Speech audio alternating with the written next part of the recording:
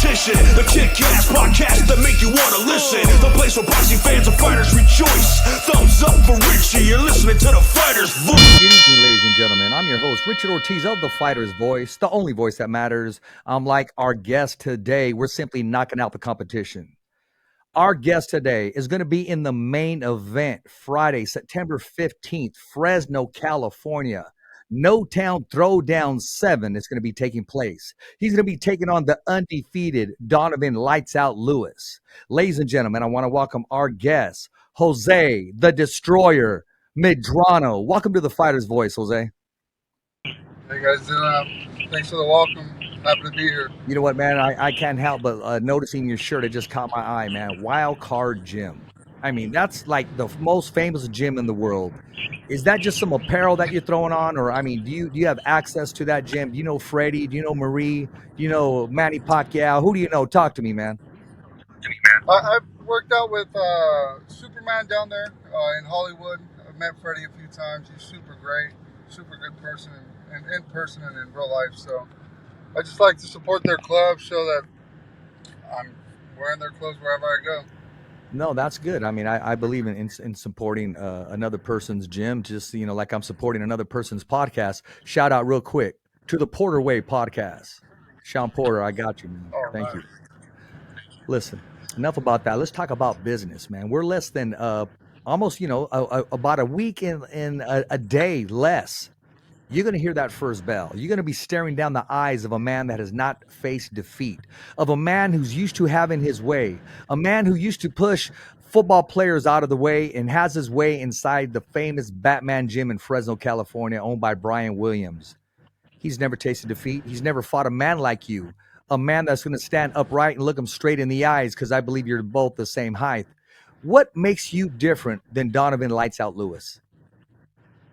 I feel like I'm different, man. I've been doing this since I was 17, so luckily I was able to get into law enforcement, and I have a really big amateur background. Back in 2013, I was the Golden Glove champion for the state of California. I don't think Donovan's ever fought anyone with any real amateur experience, so I'm hoping to bring that to the table and see how he can handle it. Well, I'm going to say this. I'm going to say this. I may be wrong, but, you know, I say this often. I know people that know people that know people. And the report they're getting back from the camp is, hey, all you got to do is when you take a shot, counter him because he does not move his head. When you hear people say that, when you hear me say that, how does that make you feel, man? Is that correct? Or do you got a mole in camp? What's going on here? Because I know this big event is going to live up to all the hype and all the expectation. I mean, I've been working with my coach on learning how to move my head right, so I don't know where he's getting that information, but I definitely move my head a lot more than I used to. I mean, the fact is that, you know, he has that information, and he's going to take it back with him to camp. Now, it's not just a fight with you and him. Now it's a fight with everybody, because everybody's a suspect now, as they say in the police force, until proven guilty. You never know what you're up against. You never know who's on your team. You're either for me or against me. When you hear me say that statement, man, what's going through your veins? What's going through the bloodline? I've been trying to keep a pretty tight camp. I've been working with Johnny and here in Bakersfield, so we've been trying not to put so many things out on social media. We've been trying to keep everything behind closed doors. So, I mean, he's in for a surprise when he gets me next week. Well, I'm going to be honest with you. I received a video of you just hitting the mitts today. I'm not going to say the source and where I received it from, but it was a pretty reliable source. And I was asked to post it, and I refused to post it until next week, because I am media and that's what I do. Out of respect to both you, and if I would have received a video by Donovan, I would have done the same thing. So, you know, once that bell rings, I'm right down the middle, and may the best man win. But you have something that I've never seen another opponent have walking into this fight, and that's confidence. Where does that come from, and how big of a part is it going to play on the fight?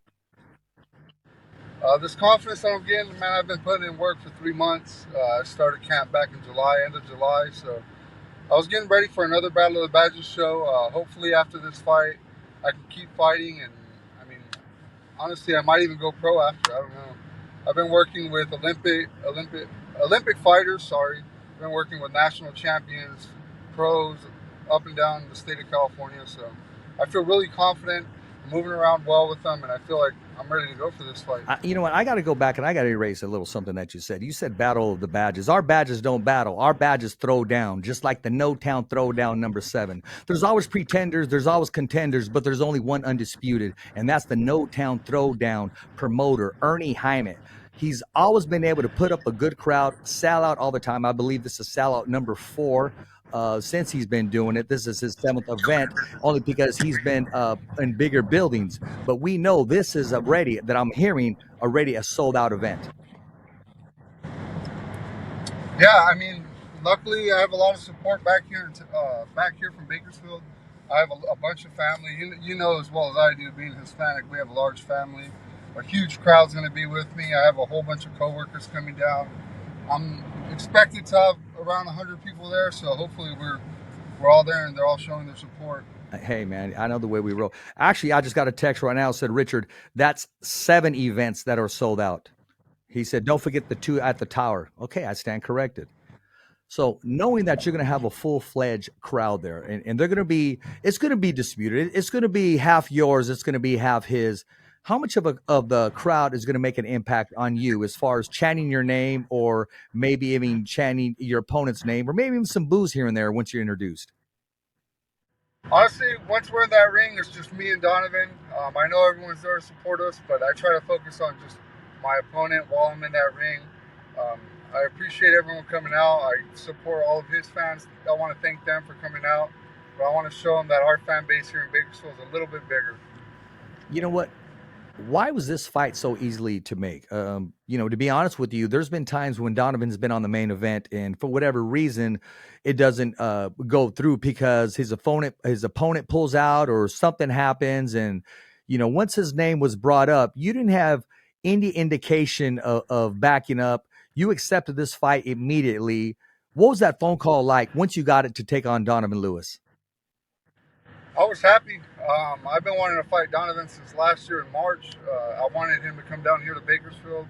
I wanted to fight him earlier this year, back in April, here in our show, but he was unable to come. So as soon as I heard the opportunity was there to go down to his hometown and fight, I took it.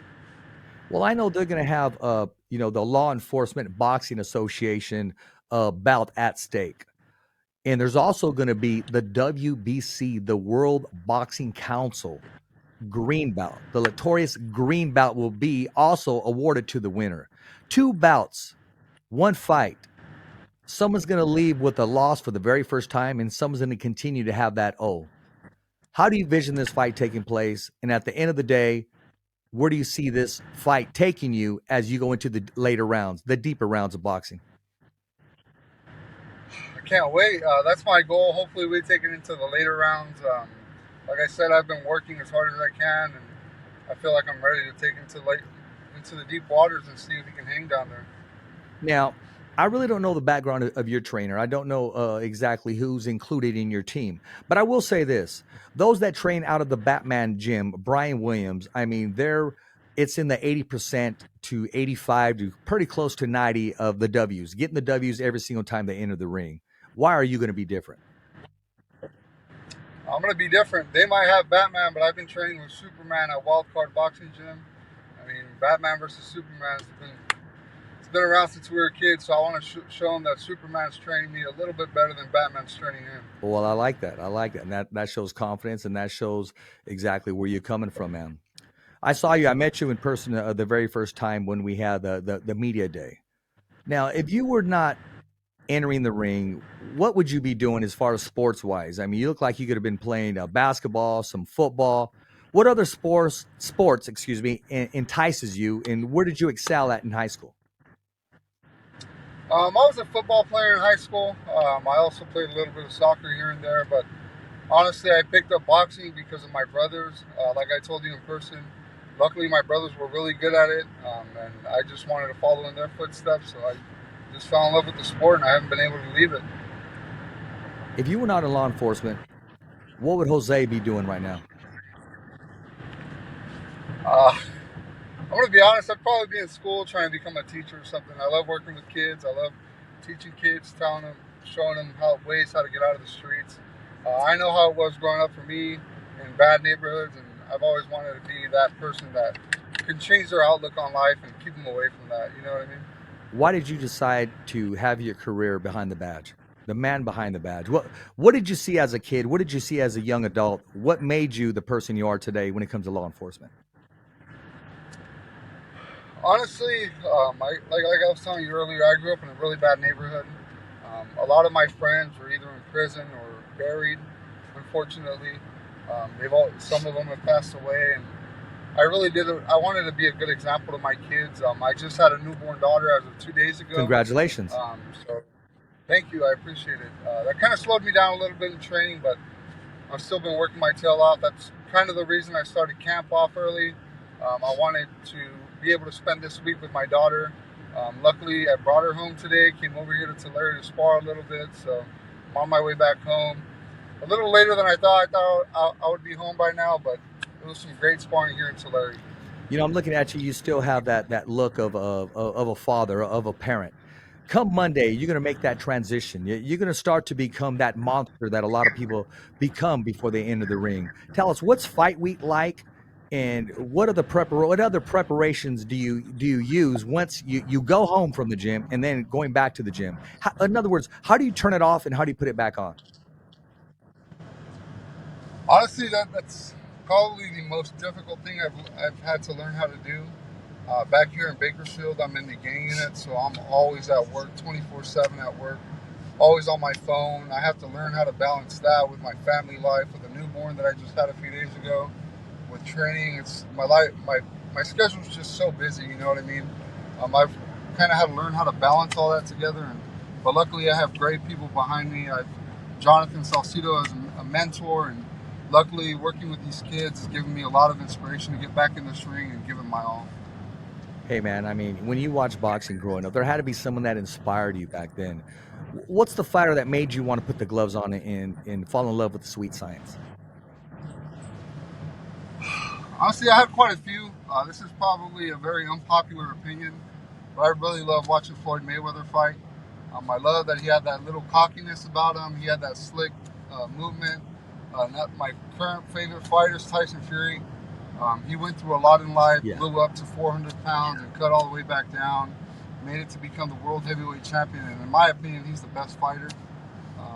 We also have the Canelos, but I would say my two favorites are Floyd Mayweather and Tyson Fury. What exactly do you grab from Tyson Fury? There has to be something that just stays with you, something unique that he does that you kind of picked up, and you tell yourself, hey, this is pretty cool, I'm gonna hold on to this.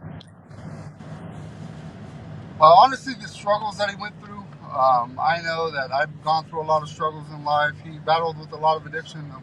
Luckily, I've never had to battle with that, but I can only imagine how mentally and physically, what's the word I'm looking for, draining that is. I'm just so happy to see another person that went through all that be able to come back and succeed in life and become the world heavyweight champion of the world.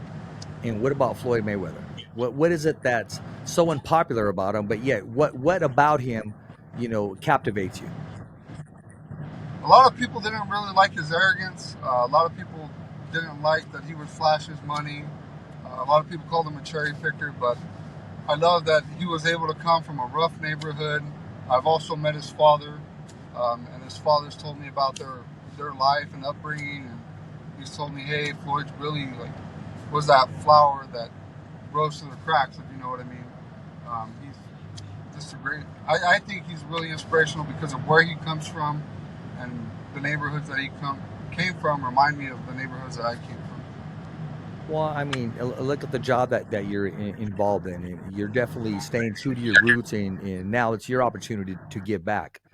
What do you expect to give back to all the fans, all the supporters that show up Saturday, September 15th? I'm sorry, Friday, September 15th. Friday. I'm already, you know what? I'm already thinking of Saturday because I'm already thinking of once that job is done and I'm having a cold one and I'm relaxing with you or in Donovan, because I got to take a picture with both you guys, just chilling on my own time, man.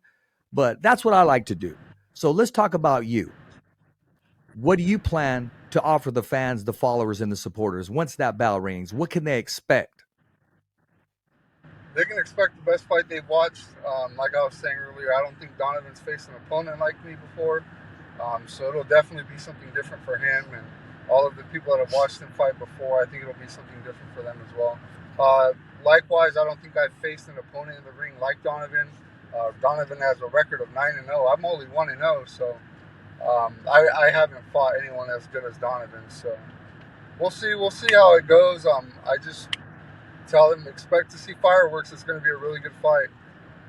You know, what do you say to the naysayers that say, well, he only has one fight? And, you know, Donovan's experience, this fight isn't going out of the first round. I mean, what do you have to say to them? Because, I mean, people are going to talk. There is going to be critics out there. And even though this is a law enforcement bout, this is the main event. This is Fresno, California, and it's going to be packed. It's going to be jam-packed. And I was just informed right now that there's only 10 tickets left, that they made room for 10. I thought it was 20, but 10.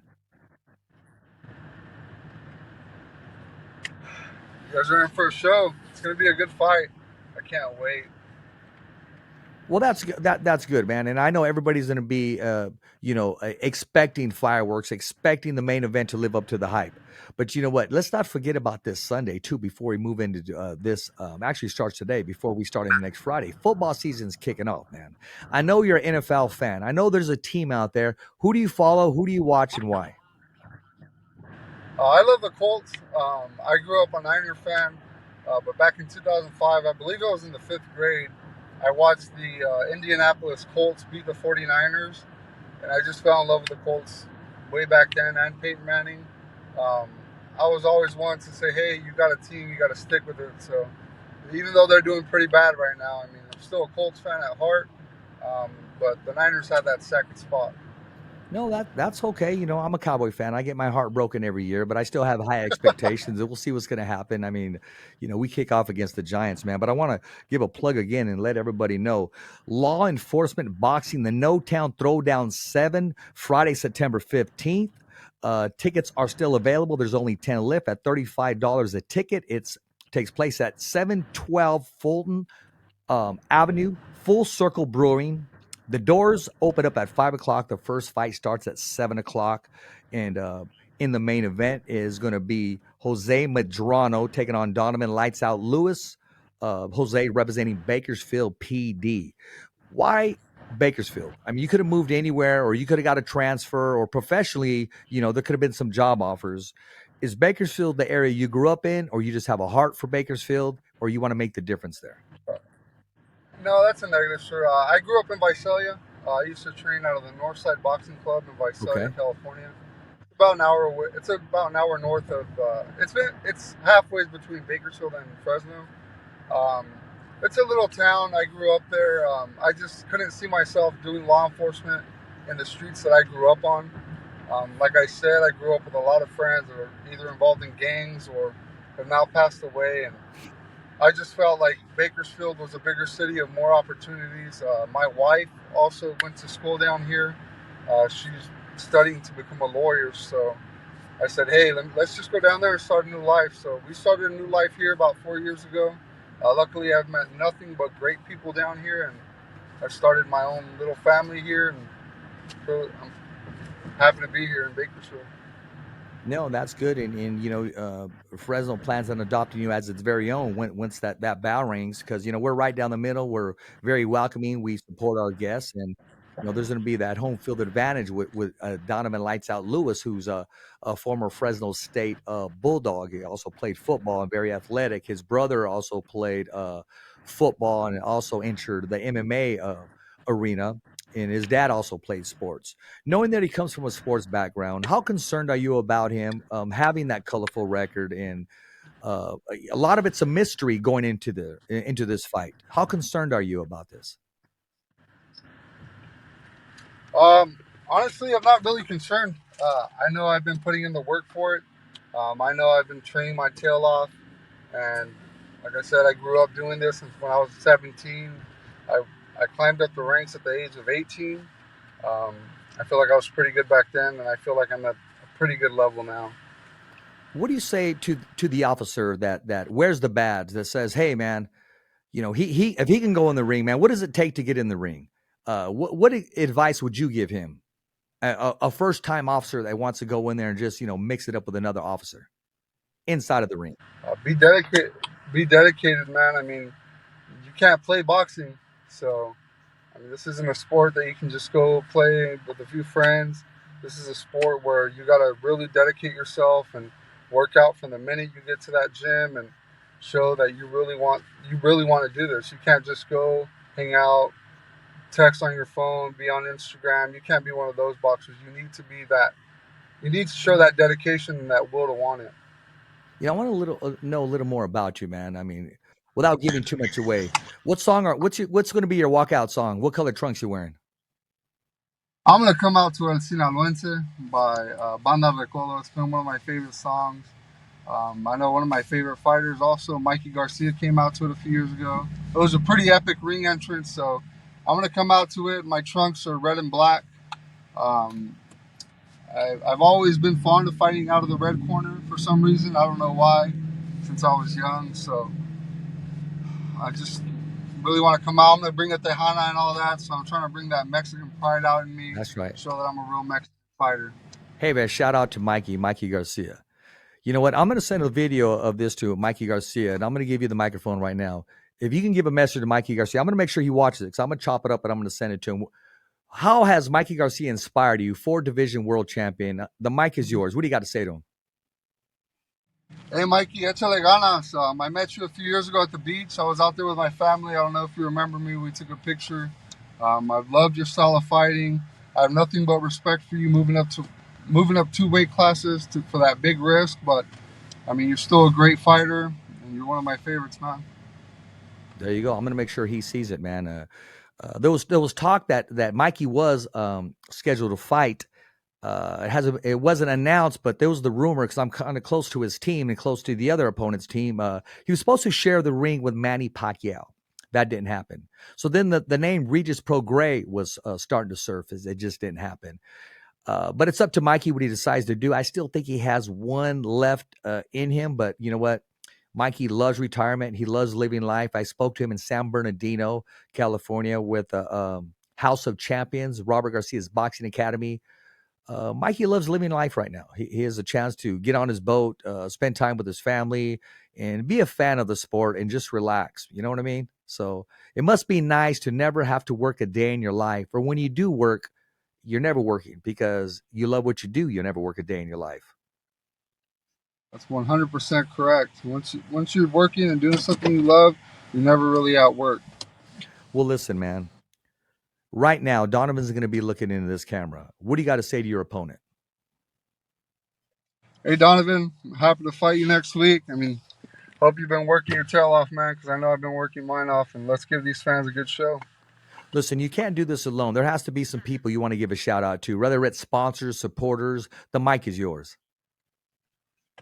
Yeah, I want to give a shout out to Clean Eats Meal, SQ Inc., Herrera Electric, Mr. Bubbles, Car Detail, Blessed Barbershop, Bakersfield Cell Phone Repair. Thank you guys for all your sponsorship and all this help along the way. I'm going to represent you guys great in Fresno next week. Exactly. And I want to give a shout out to our promoter, Ernie Jaime. He's kind of the guy behind the camera, the guy behind the scenes, very humble. You would never even know that he is the promoter putting on this event.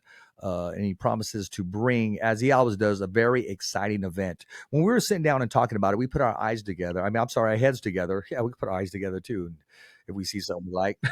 But he said before the first show, he said, Rich, I want this show to be different. And I said, Jaime, it has to be an amateur show with a professional atmosphere. It has to be, we don't need 15 fights. We don't need 20 fights. We don't need people getting up, getting bored, and leaving. You want to keep it 6 to 7 action-packed fights where people can still have a good time afterwards and enjoy every fight coming up rather than falling asleep.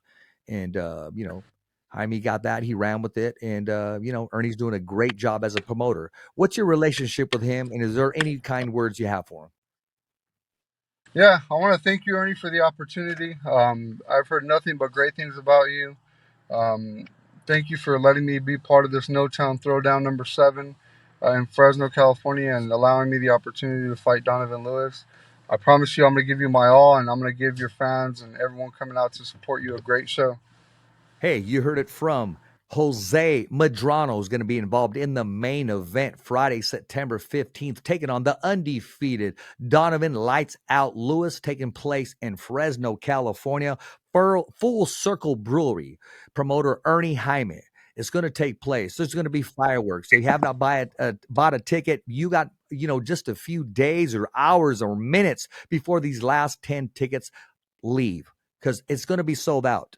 You can't fit anybody else in there. And I'm sorry, we're going to be turning people away. So get your tickets while they're still there. And remember, hey, if you're not in Fresno September 15th, then you're not anywhere. I want to thank you, Jose, for being our guest on The Fighter's Voice, the only voice that matters. And we're like you, Jose. We're simply knocking out the competition. In the best part of the show, Thank you, as always, Jose, it's a wrap. Thumbs up for Richie. Okay, fight fans, it's not goodbye, but until next week. Remember, It's always voiceography at its finest. So on behalf of Richard Ortiz, the special guests, and all the crew, saying hasta luego, babies. And always, thanks for listening.